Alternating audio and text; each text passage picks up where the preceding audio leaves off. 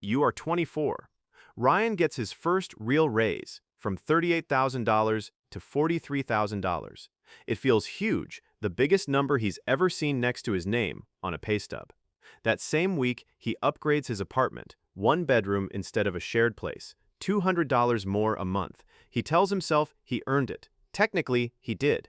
You are 25. Ryan's coworker Emma gets a similar raise around the same time. She leases a new car the following month, payment of $340, and posts a photo of the keys the day she picks it up. Ryan notices his own gas bill going up too, driving further to a gym he just joined with a $60 monthly fee he barely uses past February. Neither of them talks about it, but both their paychecks somehow feel smaller than before the raise even hit, even though the numbers on paper say otherwise. You are 26. Ryan gets promoted. Salary jumps to $51,000. He orders takeout 3 nights a week now, instead of cooking. Easily $400 a month he never used to spend, mostly because it's easier after a long day and he can afford it now. He doesn't track it. It doesn't feel like one big purchase, just a string of small ones that never show up on a single receipt big enough to notice or question. You are 28. Ryan's rent goes up. He could downsize or find a cheaper place across town, closer to where he started. Instead, he takes on a bigger apartment with in-unit laundry, because after 2 raises, he tells himself he's earned a little more space and a little less hassle.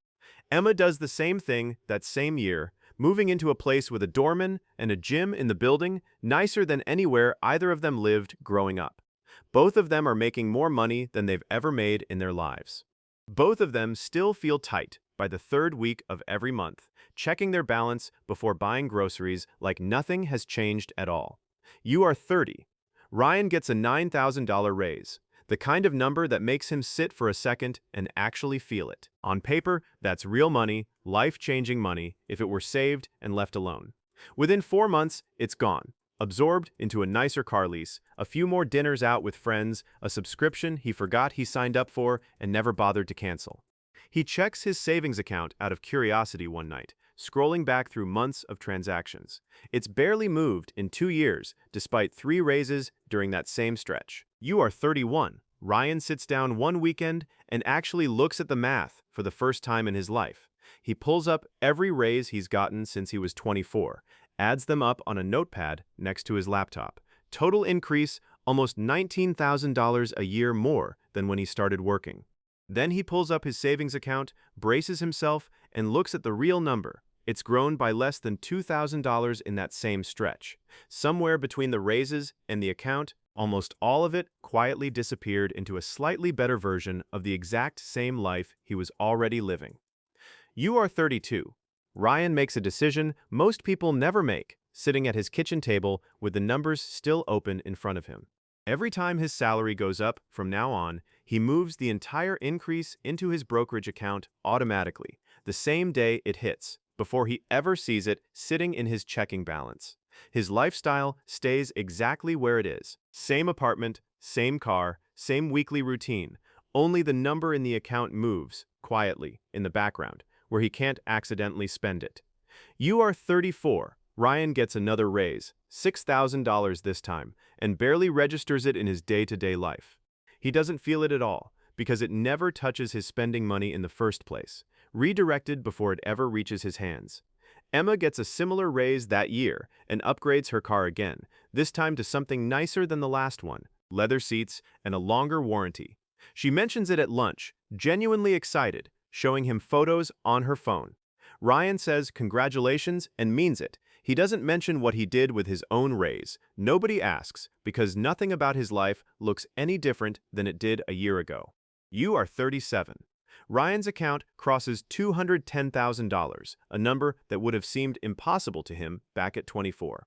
He still lives in the same size apartment he could have upgraded from years ago. Still drives the same practical car.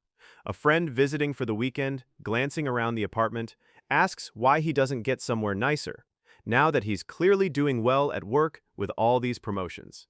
Ryan just says, "I like it here." He isn't lying. He also isn't explaining the real reason, and his friend doesn't push any further.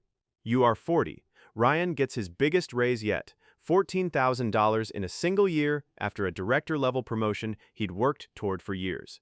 Emma, promoted around the same time to a similar role, finally sits down one evening and does her own math. The same uncomfortable exercise Ryan did back at 31.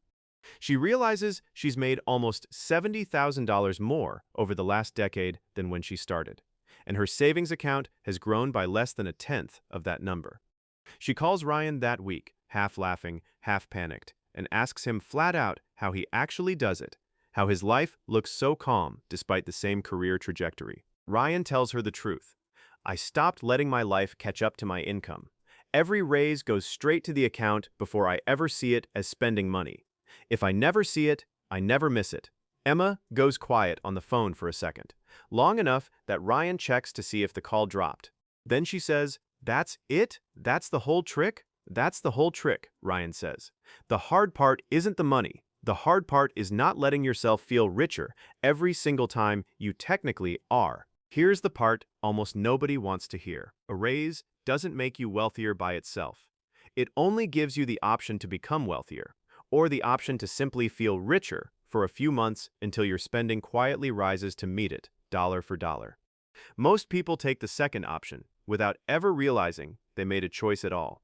The apartment gets a little bigger, the car gets a little nicer, the dinners get a little more frequent, the subscriptions a little more numerous. None of it feels reckless in the moment, taken one decision at a time. All of it adds up to the exact same bank balance, year after year, no matter how many raises show up on the paycheck. Ryan isn't smarter than Emma. He isn't earning more than most people around him, and he never was. The only difference is that the moment his income goes up, the money is gone from his own sight before his lifestyle ever gets the chance to notice it exists, before he can ever justify one more upgrade with it. If you've gotten raises over the last few years and still feel exactly as broke as you did before them, this is why. The raise was never the problem. What happened to it in the weeks after you got it was. Subscribe if you want to see exactly how to build a system where your raises actually make you richer, instead of just making you comfortable for a little longer.